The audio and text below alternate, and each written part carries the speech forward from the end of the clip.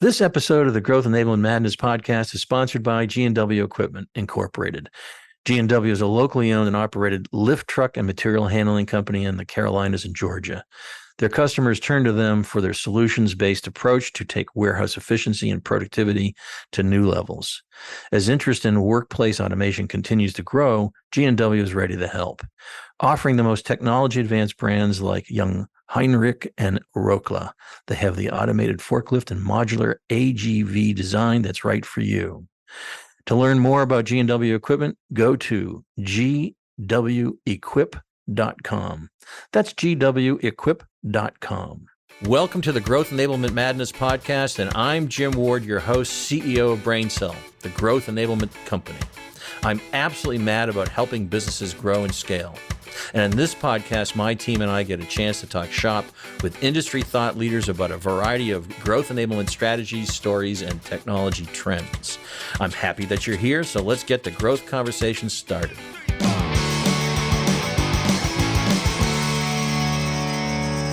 Hey folks, this is Jim Ward. I'm CEO of BrainCell, and welcome to our podcast, the Growth Enablement Madness podcast. And we have an exciting guest today. And when I say exciting, I'm not blowing smoke. I really get excited about having this guy on our program.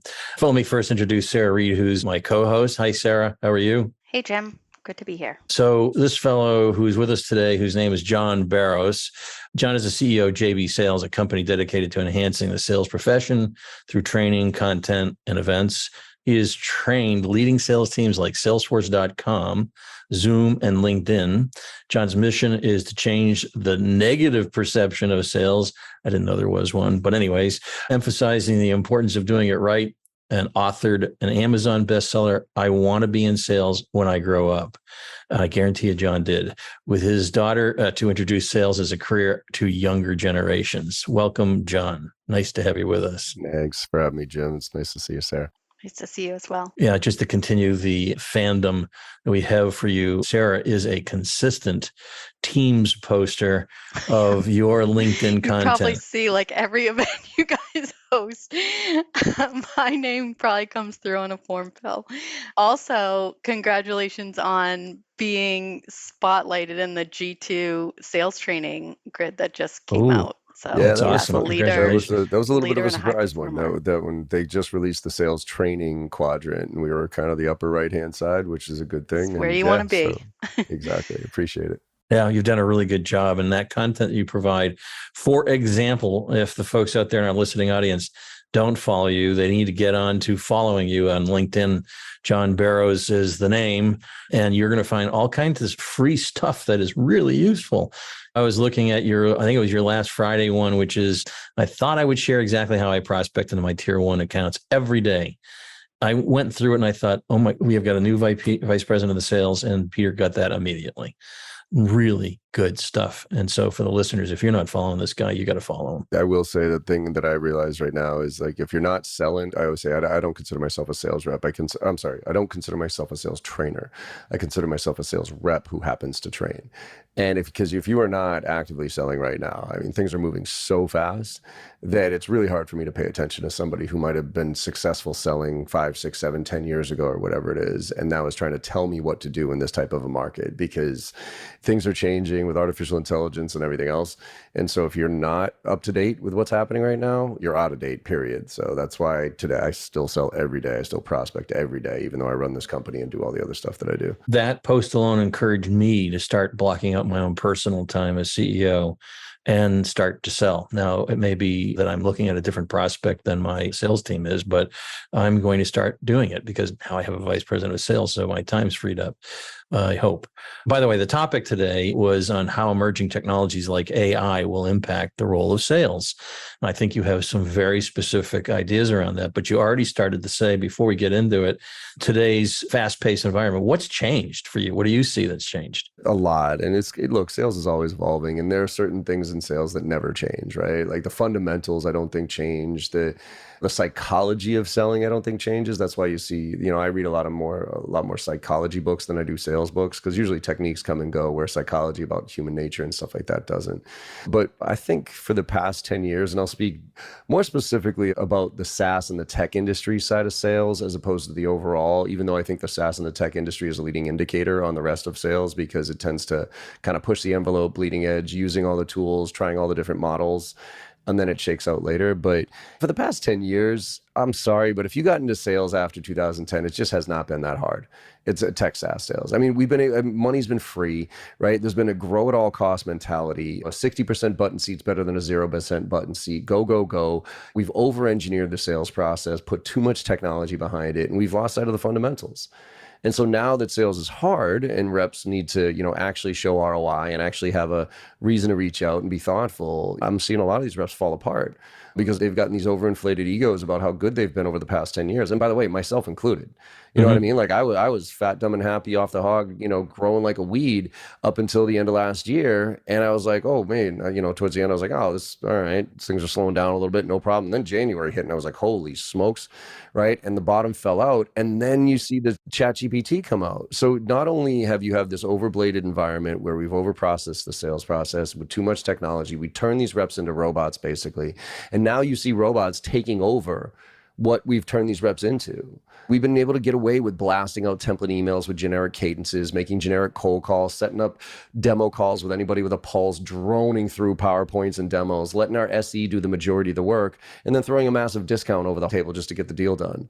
That's not selling. You know what I mean? That's order taking, that's pushing buttons. And we've turned these reps into robots. And like I said, now, I used to argue about with the sales loft and outreach of the world and saying, oh, you hear personalization at scale. And I was like, could you please stop talking personalization at scale? Just because you change the name, the title in the industry of an email does not make it personalized.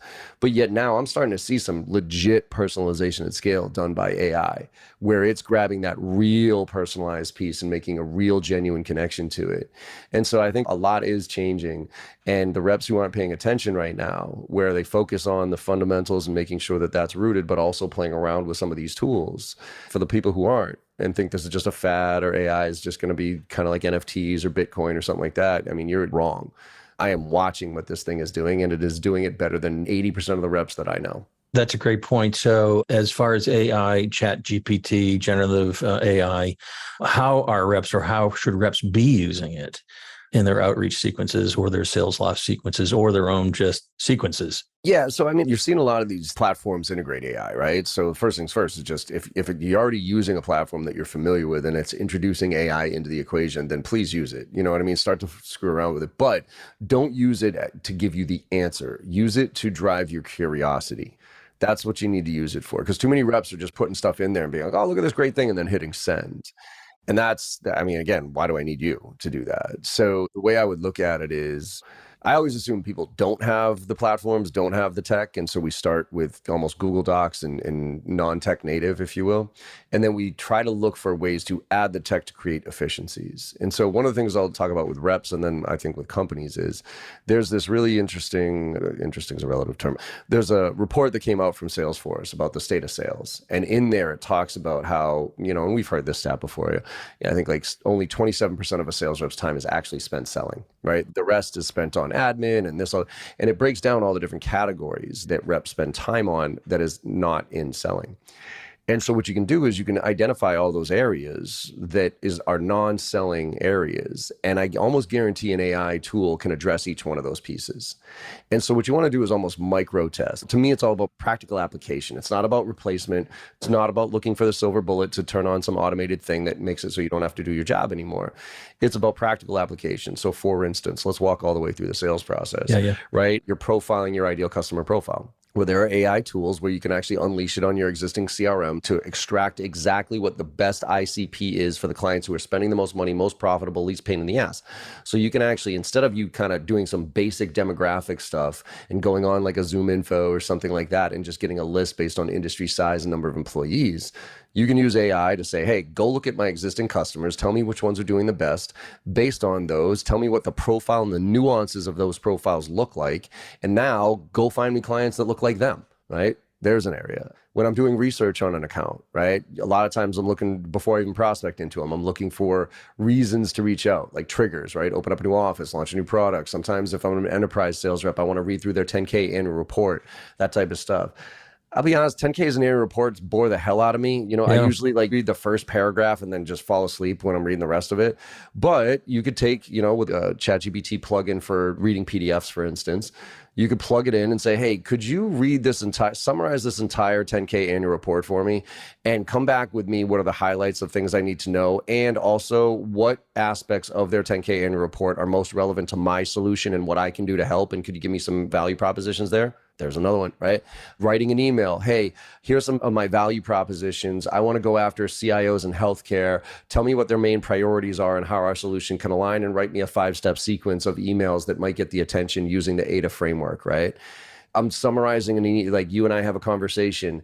We're using, a call recording software, whatever it is. Hey, could you summarize this call and key takeaways and put it into an email format so I can send it and I don't have to actually do that myself after the conversation? I mean, there's literally 50 different ways that you can start to look for nuanced pieces of the sales process that you can start to ask tools like ChatGPT for help with. And what I usually do is I do the main, I do my approach, and then I add another 5 to 10 minutes to whatever that was to see if I can replicate the same thing with the AI tool. And if I can come close and then create a prompt that I can just rinse, repeat moving forward, now I win, right? So I'm just chipping away at little pieces because you got to get involved right now, or else you are going to get replaced, because it does do things way better than us. So I'm hearing you talk about really efficiencies for the salesperson so they can do more selling, getting more selling time. But then I heard about, you said the ChatGPT plugin, some of the things that you may be talking about, folks who are listening may not fully understand. So are you taking ChatGPT with the purchase version and they have a plugin that you can insert into a document? Is that what I'm hearing you say? Yeah, you can actually, it's just like the App Store on Apple or the App Exchange on Salesforce. These plugins are just like that. So you go, yes, I use ChatGPT 4 with the $20 a month, right? If you're not, for those people, one of the things that drives me nuts is always sales reps being like, well, I wish my company would invest in technology. I don't have the tech. I don't have the stack. It's like, you got $20 in your pocket. You know what I mean? Like, throw it on a credit card, for crying out loud. Like, if you're not willing to throw 10, 20, 50 bucks, $100 on your credit card on a monthly basis for you to actually be your own productivity engine, I don't know. Like, you're not the type of sales rep I'd like to work with anyways.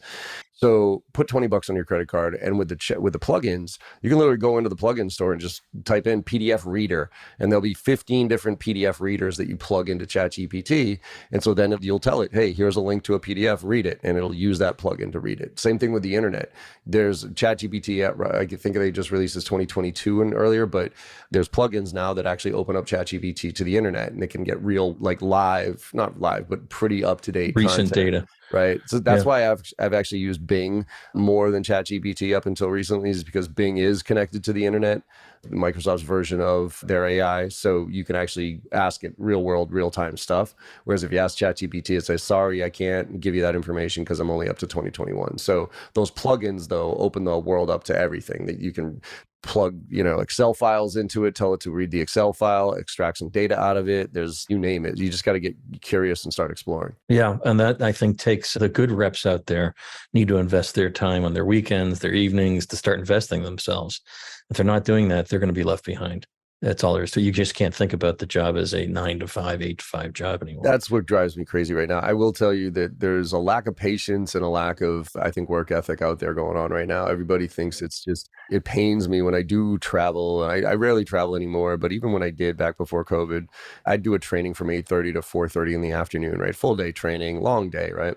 But just for the sales, a small group of the sales teams, 20, 30 people. And then usually around 4:30 we end, and then I do Q, reps come and ask me questions. And then around 5 o'clock, I fire up my laptop and I kind of check some emails before I get to the airport. And I usually leave the office around 5:30 or something. And I would say 95% of the offices that I was in then 2017, 18, and 19, ghost town by 5:30. Yep. Right. Ghost town. And I'm sorry, like, I'm not sitting here saying, oh, you have to, put it, but you have to put in the extra work. Especially sales is not a 9 to 5 job. You know what I mean? It's 9 to 5 as far as selling time is concerned. Absolutely.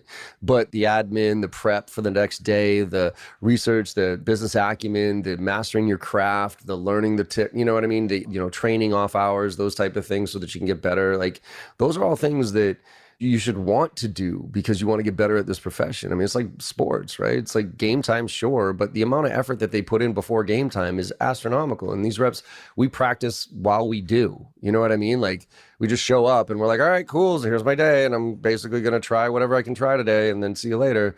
Whereas I am conscious about practice. I am conscious about trying different things. And I am, and I probably worked 15, 16 hours a day for 6, 7 days of my life for the past 25 years. You know what I mean? Like, it's just, people ask me all the time, John, what's the secret to success? And it's just working your ass off. Yep. That's the secret to success. There's no, I'm not the brightest kid out there. I told you, I went to Maryland, drank my way through 4 years of college down there, but I'll outwork you. You know what I mean? Yeah, and I know I do know. You ever seen that Will Smith video? The one where he says, I may not be the smartest, I might not be the most handsome actor, but I'm willing to die on that fucking treadmill. And you got to be willing to die on the treadmill. If you want to be the best. Yep. The thing is like, I got no problems with people who are okay with being average and happy with it. I really don't. If you are genuinely happy about where you are and what you're doing and you're doing all right, then you win in life. I mean, you can make 40 grand a year. And if you are happy, then God bless you, you win. But it's the reps who complain about the money they're making, complain about the number of dials they have to make, complain about all these things, but yet aren't willing to put in the work. Those are the ones I have the biggest issue with. How do you change that attitude? And are you able to manage that attitude? Or is it a profile you have to hire for? That's it. Like, quite frankly, and I know this is going to sound harsh, but I think what got us here will not get us there, quite frankly. And I'm not saying it's these reps' fault, by the way. I think it's actually our fault. It's just kind of like the trophy generation. Everybody gets pissed off to the trophy generation, right? Yeah. So everybody wants to, well, who gave them the trophies? You know what I mean? Did. Like, Jim, when you and I were kids, right? Like, I'm guessing you had the same scenario as me. Like, if I came in first, second, or third, great. I felt good about, but if I came in last or whatever, I felt bad. But my parents were like, okay, well, if you don't want to feel bad anymore, practice, get better, and that's how you win, right? Now, everybody gets a trophy. That kid still feels bad when they lose, but now the parent gives them a trophy, they give them a certificate, whatever. So it's not like they were, I was asking for it too when I was a young kid, right? Like, I want that. It was okay. Well, my parents were like, earn it. Now the kids are like, I want that. And the parents give it to them. It's the same thing with these tech SaaS in kids who we've over-engineered. We've given this technology to, we've told them to hit 100 cadences, go. And we've paid them $150,000 a year to push a fucking button. Like, right. Are you shitting me right now? And now we're wondering why they're revolting against us, like why the quiet quitting is happening.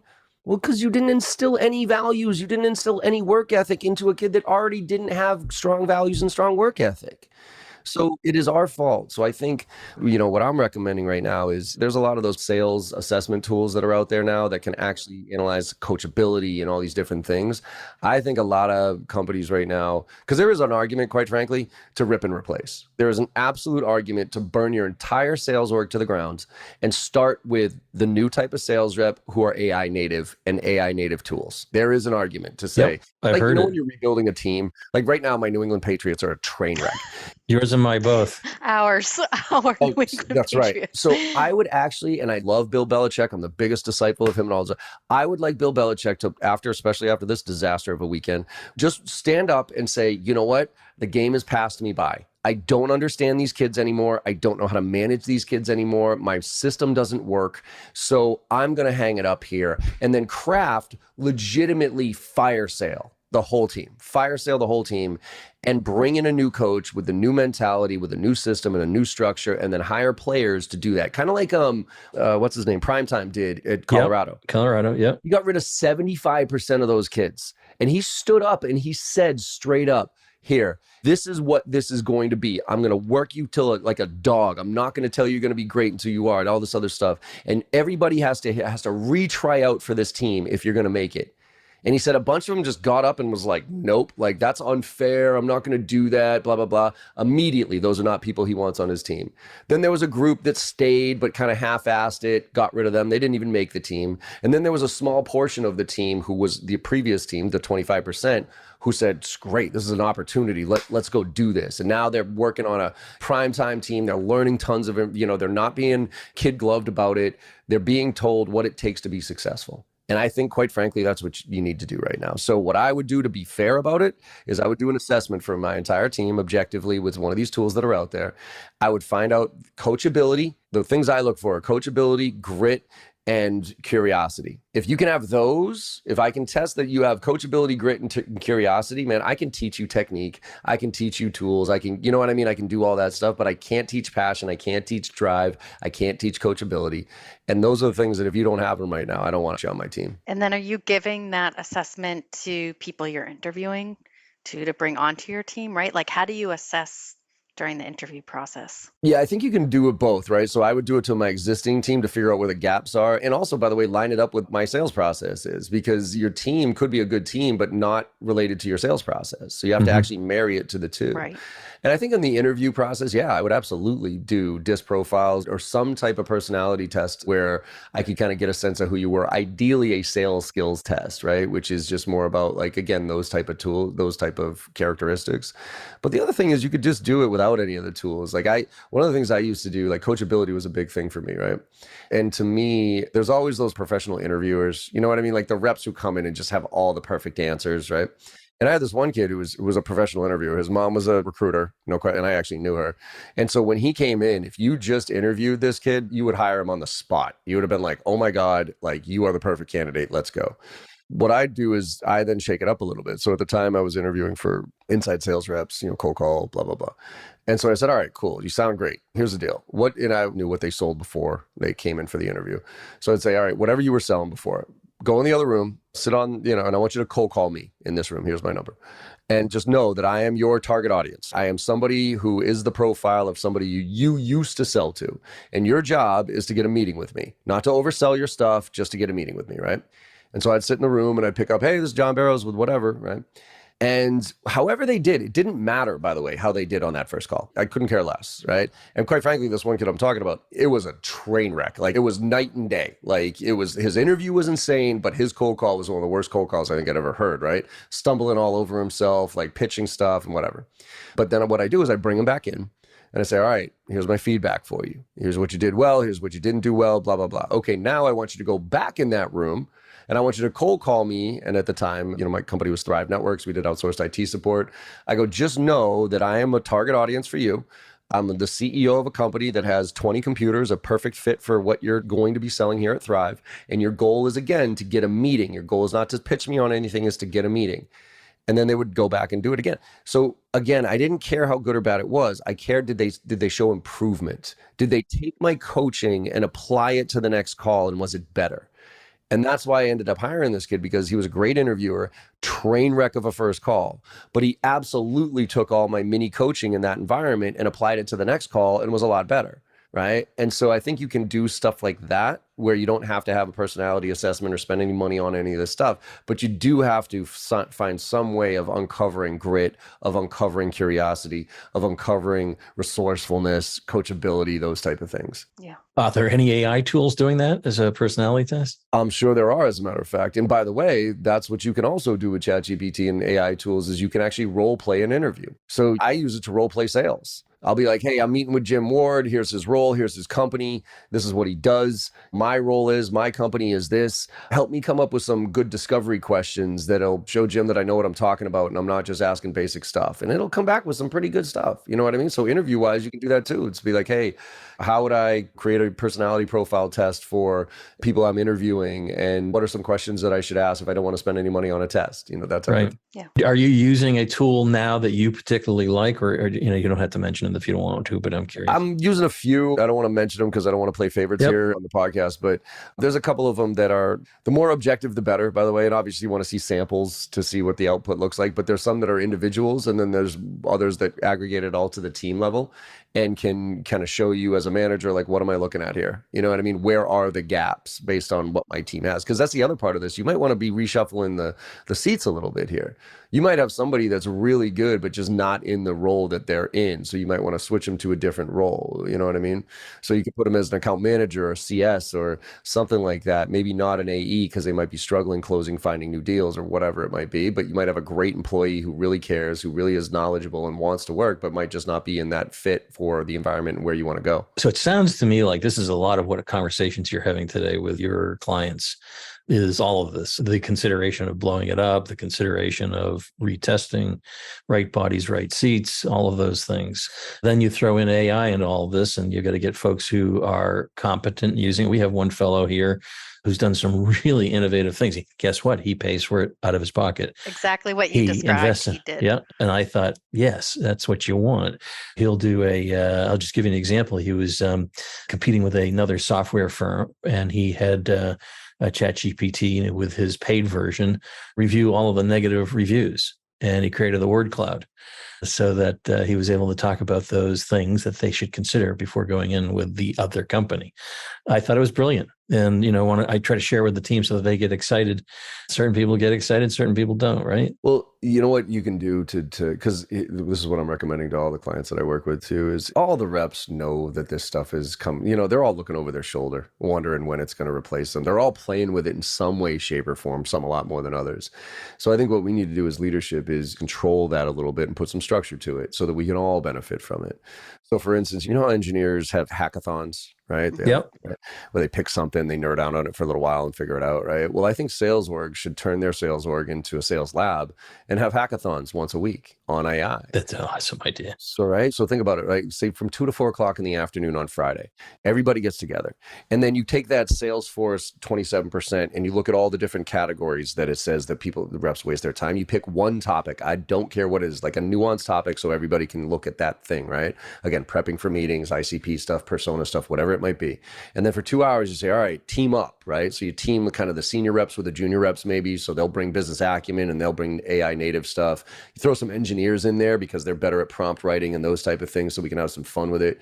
And we say, all right, everybody, you get 2 hours. Whoever can find a solution for this component of the sales process that's more efficient than the way we're doing it now with a free AI tool wins the day. We're going to buy them beer at the end of the day. They'll get a little, whatever it is.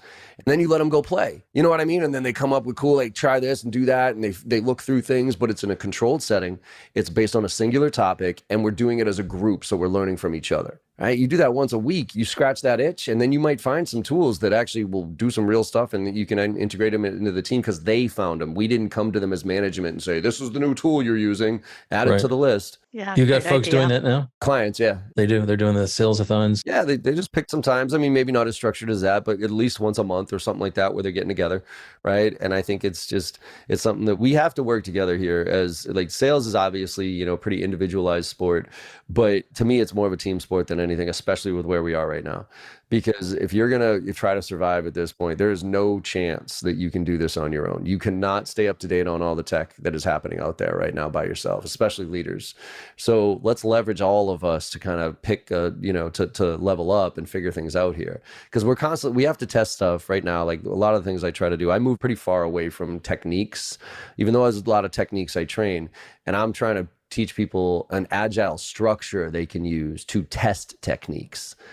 Because techniques come and go, right? What worked 3 months ago is just probably not working right now anymore. So you have to have an agile framework to test out different approaches, but it needs to be a structure so that you can gain some consistency around it and have, more than a few people doing it so you can get some statistically relevant numbers that you can start to see some data that works and doesn't work. Have you thought of doing a sales hackathon as a subscription service to your clients? Not a subscription service, but almost, right? So I do that as part of the membership, right? So what I do is I kind of have my own mini hackathons. Not only do I do my trainings on a monthly live trainings, but I also do workshops with tech skills and sales skills.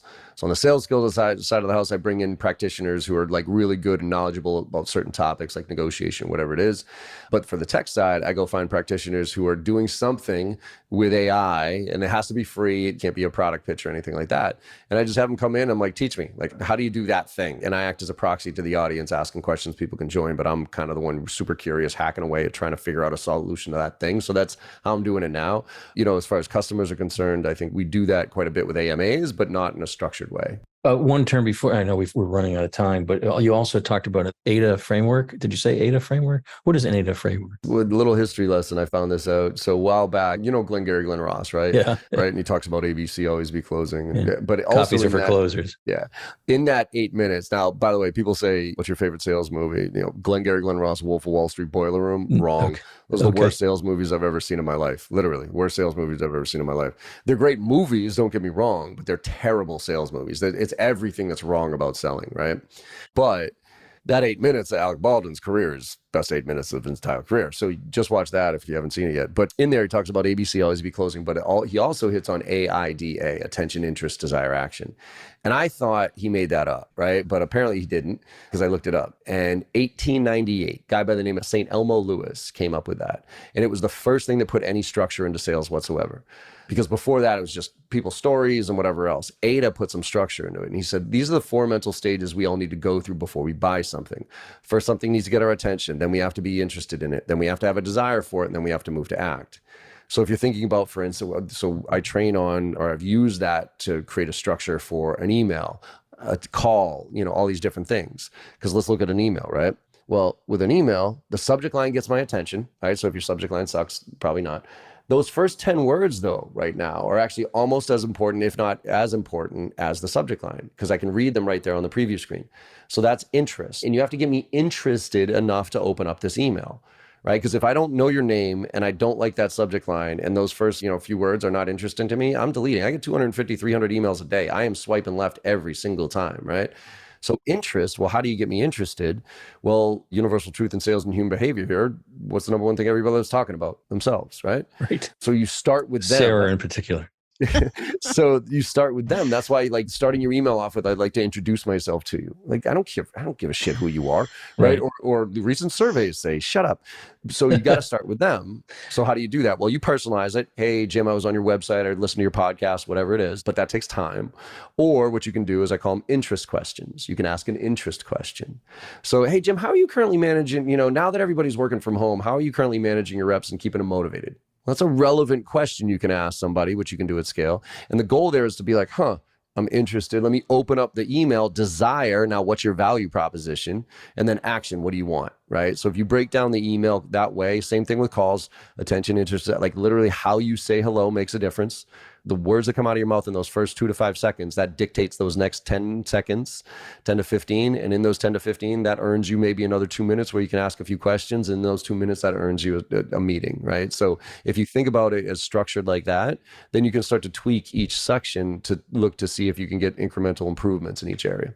I mean this sincerely. I don't really know of anybody who's as educated in sales as a craft as you are. And I mean that with all sincerity. Having these conversations are just really exciting for me. I was excited to have you on, but I want to be respectful of your time. If I were to ask you this one last question, because we move around a lot of really interesting stuff that I want to get off and immediately have my VP sales listen to this podcast. What specific AI-powered tools or technologies do you think will have the most significant impact on sales teams and processes, and why in the next 5 to 10 years? 5 to 10, I think, is impossible to look out that far. Okay. Things are moving so you're fast. right. I would tell you 12 months. 12 months. Yeah, I would tell you in the short term, I think the biggest impact AI is going to have is coaching, is frontline sales rep coaching.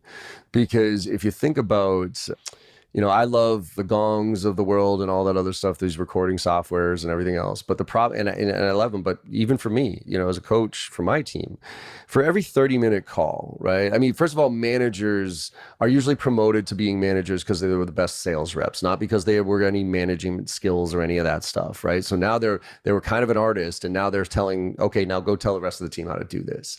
And most of them are struggling. So we don't give them, sales reps get limited training, sales managers get almost no training, right? And most of them end up being quote unquote deal chasers because that's ultimately what they were really good at.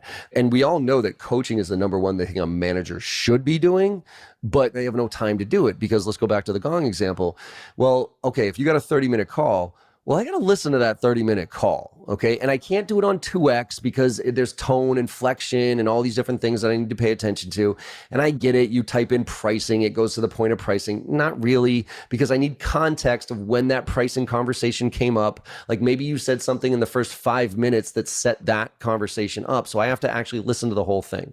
So for a 30-minute call, I have to listen to it for 30 minutes, and then I have to give feedback. So you're 45 to 60 minutes into any singular 30-minute coaching call, right? Multiply that by 5, 6, 7, 8 reps on your team, however many meetings managers do not have the time or ability, quite frankly, to do it. And the last piece I'll add about why it's not happening is because these days just do not take feedback well. And managers are scared to give feedback because they're scared to being told, having somebody HR knock on their door and say, "Why'd you piss off Jimmy over here?" and tell him that he wasn't good. It's Jimmy with a Y, not an IE, because I did not complain. But you know what I mean? It's because Jimmy sucks at his job. You know what I mean? Not you, again, right? a Y, not an IE. You know what I'm talking about, right? Yes, I do. Yes, I do. Now with AI, you can actually do inline coaching immediately. First of all, you can even coach in some of these tools while I'm talking to you. You know what I mean? Things could be popping up and be like, he just said Salesforce, make sure you mention these things, right? But then there's the aggregate of being able to collect that insights, look at it, and give you real feedback. Hey, you didn't ask about budget. You forgot to ask about this. Next time, make sure you do this. And it's objective. So I can't get mad at the computer. I can't sue the computer, you know what I mean, for giving me bad feedback. And probably as a rep, I'm going to be way more open to getting feedback from a computer because I know it's not my boss who might be playing favorites, who I now have to see in the office tomorrow and be awkward with because he or she told me some stuff I didn't like. So I think frontline coaching is hands down where AI is actually going to make an amazingly positive impact. Anybody you know coming out with it? Yeah, Wonderway is a killer one that I'm working with that does that. You're seeing the Gongs and everybody else introduce it to their platforms and stuff like that too. And then if you ask short term, kind of midterm, I personally think the SDR, BDR role is gone within 2 to 5 years. Gone. You do. Oh, that's right. That was on my question list. Yep, 100%. It is too obvious to me right now because let's think about it this way. Why do we hate spam, right? Well, we hate spam because it's irrelevant. It goes in my spam box because most of it's crap and I have no interest in anything that is in my spam folder. But let's take a look at our lovely social world here and look at, for instance, Instagram. Why do I love Instagram? Well, because I've trained that algorithm that algorithm's trained me at this point. You know what I mean? So I've thumbs up, thumbs down some things. I've stayed on stuff longer. So now every ad that hits me on Instagram is like, shit, I want that. Yeah, that looks cool. I'll take that. That's me, right? Wow. So now let's fast. Right, yeah, tell me about it. Now let's fast forward. I personally think that because there's so much information about all of us online at this point, LinkedIn and all these different tools in our company and everything else, I think we're going to be sitting there with hyper personalized, hyper relevant emails in all of our inboxes. And quite frankly, do I care on whether or not that comes from a sales rep or not? Absolutely not. Now, do I want to talk to somebody eventually? Absolutely. I want to talk to a person and whatever. But that email that most reps are doing right now, just going on robot autopilot type of thing, I'd rather have it come from a robot that knows me and knows my profile and can be super relevant with me. So the way I look at it is I think SDRs and BDRs as they exist right now are going to roll right up under marketing and operations. They're going to be salaried roles. They're going to be taught to work with the tools and the technology to aggregate insights and real insights, intent data and all that other stuff, and feed that back to full cycle sales reps who are going to be sitting in front of a screen. And instead of me walking in the morning and saying, who should I talk to today? It's going to say, no, John, you need to call Sarah because Sarah and her company just did X, Y, and Z, and she just posted about this. Oh, and by the way, you need to call Sarah, not email her, because she actually likes the phone better than email based on her interactions with your CRM and everything else. So give her a call. And by the way, here's 3 snippets of information you can use when you call her to say. And then I'm going to make that call. It's going to all be auto-selected and recorded and put into Salesforce so I don't have to do any of that data entry, right? Because the AI is going to do it for me. And then the follow-up is going to be already set there for me. And I'm going to be the last mile. As a sales rep, I'm going to be the last mile. I'm going to let all the tech do all the heavy lifting. But it's the visuals that I'll leave everybody with here are, I'll leave you with 3 movie references. Okay. One is Minority Report. So remember Minority Report when he was staring in front of that screen with those gloves and he's just that's what I think that's going to look like. Iron Man, that or woman, that's what it's going to be because you have the person, right? You have Tony Stark and he's good looking, he's super rich and he's super smart jerk, right? But as a human, he would get smoked as with the aliens. So what does he have to do, right? He has to create the suit. Well, the suit is great, but it's just really a chunk of metal without Jarvis, right? So you take the human, the suit, and the AI, you put it together and you can go out there and whoop some ass. And then the last analogy that I'll make is just hopefully people pick up on this one. Do you ever see the movie Hidden Figures? I have not. Oh man, you got to watch it. So it's a great movie just in general, but it's about when we went to the moon for the first time. And it was John Glenn. And the whole thing was there was these women, black women who were way in the back, You Yes, remember it? Yeah. I do. And they were called computers. They're literally, their name of these women were computers. And they sat there and did manual calculations to get us the moon, which is mind blowing, by the way. Like, I couldn't imagine that. John Glenn had like a lot of trust involved in these people to jump on a rocket and go into space. But one day, the head of the computers was walking in the main office, and there was this huge room, and they had just installed this massive IBM mainframe computer, like before computers were a thing, right? I mean, multi-million-dollar thing. And that woman looked at that and said, oh boy, that's here to replace us, right? So she had two choices. One was she could go back to her team and say, hey, I just saw this thing that they just bought. We got to get better. We got to learn math better. We got to be faster because we got to beat the machine, right? That was one option. Or the other option was, which is the one she chose, she picked up the manual and she started learning how to use it and turn it on and maintenance. And then she taught her whole team how to turn it on, how to maintenance it. And so when the IBM engineers came in and turned that thing on, they didn't even know how to use it. Guess who went from becoming completely replaceable, like 100% replaceable, to indispensable? Right. Yeah. And so what I'm telling reps right now is just pick up the fucking manual. Right. Just pick up the manual. People ask me, John, how do I get started with ChatGPT? That is a fantastic question to ask ChatGPT. Literally go in and say, I'm a 47-year-old man. I live in Boston, Massachusetts. I run my own sales training organization. I'm trying to figure out what the hell to do with ChatGPT. What are some suggestions? Great idea. And it'll tell you. John, I could literally sit here and talk to you for hours, but I know I'm taking away your hourly rate at this point. This is just amazing. And I think your perspective on the future is just right on the mark. And it's not a matter of if it's going to happen, it's when and how quickly it's going to happen. And it's going to happen really fast, I think. Faster than any of us have ever experienced Exactly. Before. So it's a very exciting time. It's a little scary, but if you embrace it, you can turn that fear, I think, into action. And I think that's what I'm hearing as a message to the folks that listen to you and all of your posts.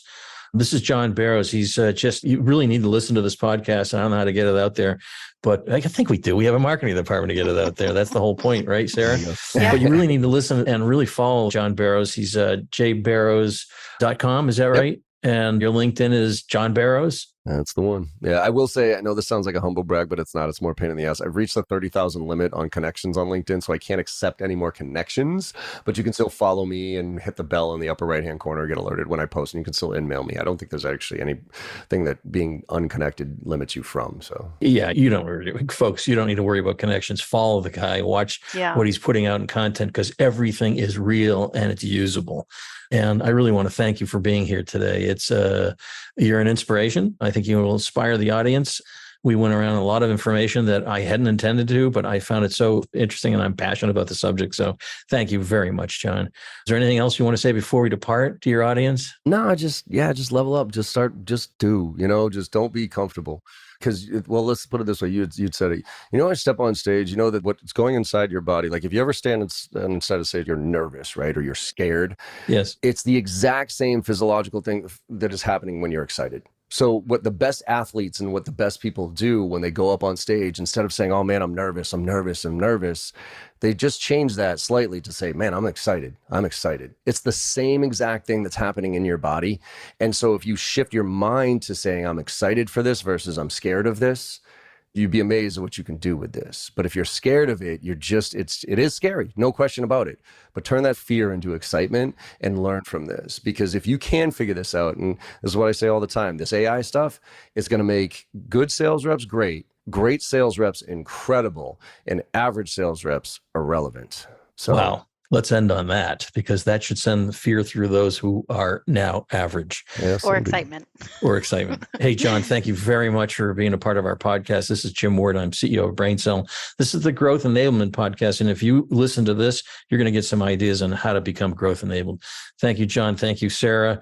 And thank you, Connor, who's not in today, who produces the podcast. Have a great day ahead and week. Thanks for having me on.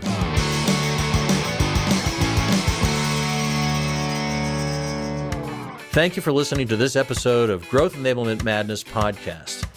I also want to thank Divinio Podcast for this episode's production and distribution. Finally, thank you to Sam Ward for our musical introduction and outro. Be sure to check out all of our episodes wherever you listen to your podcasts, including Spotify, Apple Podcasts, Google Podcasts, and more. New episodes are available monthly and cover all important topics for growing and scaling your business. Until next time, this is Jim Ward signing off. Let's grow.